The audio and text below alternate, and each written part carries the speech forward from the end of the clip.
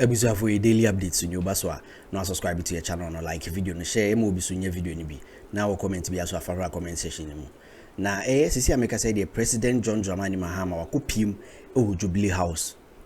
Wakushia ex-president Akufo Addo say okone nye ono nkwa ne koy. Oni na appointees no. Ene koy say omukopie hono no na say ebusu afo keke. Hu say obi abaye ko obi so abaye ba ti no mokoye na ese President Akufo Addo ex-president or the assembly tudwa owie na incoming President John Dramani Mahama eso di insembi kan kamuni go hwe video no na e ba de obi aso de beto am so.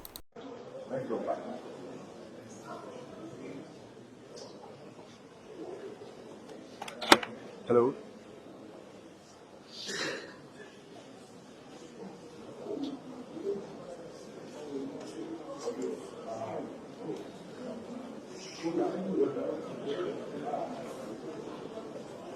President, we want to address you. Okay, we'll speak to you briefly.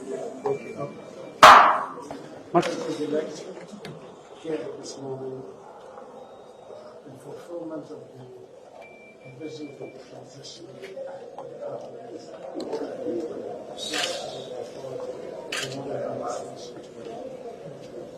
transition presidential transition requires a new joint position to begin the process smoothly, seamlessly. So on that basis, for us to meet and kickstart the process, we should be having a meeting this afternoon, transition to the joint transition to the formally known.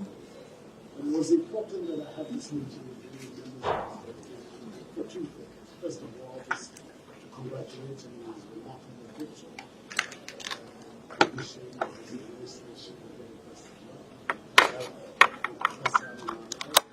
Female vice president of the country, that is nothing to be celebrated.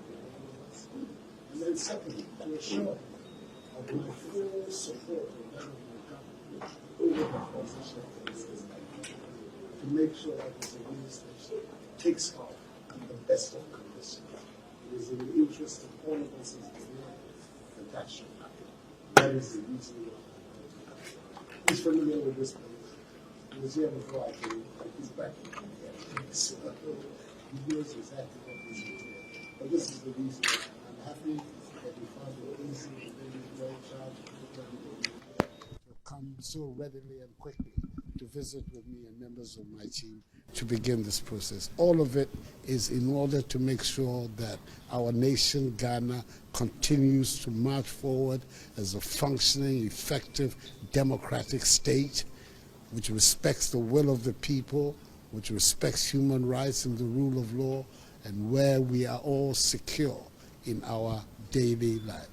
We've spoken a little bit about the issues that have occurred, the seeming lawlessness that has taken place over the thing, and I express my happiness at his intervention yesterday in speaking to the country about what was going on, and the reinforcing of the authority of the state to make sure that these matters are dealt with. So this is the reason why he's here, and I thought we should give you a brief outcome of the visit. It has been a very warm and constructive feeling. The President and I have known each other for nearly 20 years. We met in Parliament in 1997 and have remained good friends ever since. So that's what has happened. Mr. President, thank you. Elect. Yeah, thank you very much, Mr. President. As I said when I spoke after the declaration of results, I mentioned that His Excellency the President had given me a call to congratulate me, and so I had the opportunity to thank him this morning for being that gracious to give me that call. We had a very cordial meeting. At the time he called, he suggested 11 a.m. this morning to have the preliminary meeting towards setting up the transitional team, and that meeting has just ended. Was very cordial, and I think we were very happy to be together. Mr. President has given me a brief on the security situation, both internal and external, and also a short brief on issues to do with the economy. Of course, the transitional teams will drill down further into these matters, but I am happy at the assurance he's giving us that we're going to work together in the interest of Ghana to ensure a seamless transition. And I believe that even after that transition, it will be necessary for us to continue to keep a channel of communication so that Ghana's democratic credentials are consolidated and we all work together in the national interest.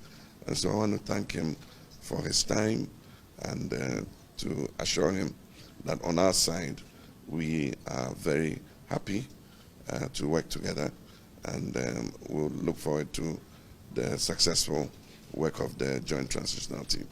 Thank you all very much. Thank you very much. There will be no questions.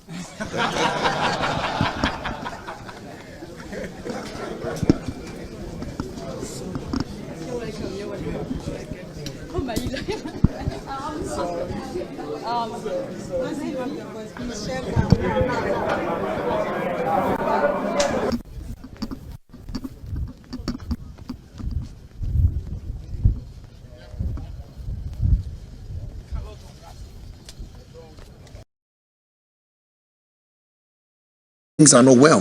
That's why people always want to flee the country. And so if your major campaign promise is I'll take you to America, meanwhile, you are the CEO of YE, the highest employment agency of the land, and you cannot employ your people, and you are promising to take them to US. And you think people will just buy into such weak promises. And so it wasn't because Malik went there, it's because the people are discerning, and the people knew what was right, and they knew who they wanted to give power to, and they retained the very venerable, intelligent, highly competent Honorable Thomas Ampim. They retained him. And Sesala is voted for a strong man, Mohamed Bataglia, who they believe is going to transform the fortunes of the economy, together with all other constituencies. You see the tsunami that happened. They voted against MPs. People who talk recklessly. You see, we've gone beyond a certain level of politics. With the greatest of respect to Mr. Katie Hammond, I watched him so many times on platforms, speaking to his people, and joking with people who are struggling. The people ask you what you've done for them, you insult this person, you see, Ghanaians, we've gone beyond some level of politics. The youth of this country are not interested in jokes, so they want jobs, they want better future, brighter futures. Everybody wants to live good. So if you think people are struggling, come and stand and say, you're coconut head, you're this, and you are joking, and you think they'll vote for you because of that. We are discerning. Look, Eslewusu, people shouting, pomposity, the arrogance was too much. She's down, flat. My very good friend in Japan Mesa, talking as if the world belongs to them, to some level of, please. Today you are down, flat. The whole western region of the tsunami, Upper East cleared all the seats, Upper West, 11-11. Many big people who we never thought were going to lose their seats. Ano Dompre, Nsawama Doajere, talks as if he was one of the people who said, "Who hand over power?" He said, "Don't hand over power today, don't hand over power tomorrow." They swear everything. Look, when I watched some of the MPP guys, and you see, Roland, let me just add this. We are discussing post-election, but let's address some of the pre-election issues. I watched some MPP guys have the effrontery to say, if NDC wins, I'll burn myself. That's Benjamin Jawab. Oh my goodness. You know him, right? I know him. I saw a young man. I'm a young man. But you don't put, some put their testicles on the line. Somebody said if NDC wins, we should castrate them. I saw a pastor who said if NDC wins, burn my church. Hey, power that belongs to Ghanaian people, you are talking as if the power is in your hands. What? Power that belongs to the Ghanaian people, you are talking as if it's in your hands. Hey, we should burn your church. So today, if NDC guys should go to the church and burn it down, people will say NDC is on rampage. But he said it. It's a pronouncement he made. I watched a certain video, the man said, castrate me. So today, if Basentali, I catch him and I put plier on the testes and I castrate him. Roland, you come and sit here and say, Basentali is wicked. But he said we should. I will say that, yes. He said we should. I said that you've taken the law into your hands. But he said it. He said we should castrate him. People put their things. I don't know.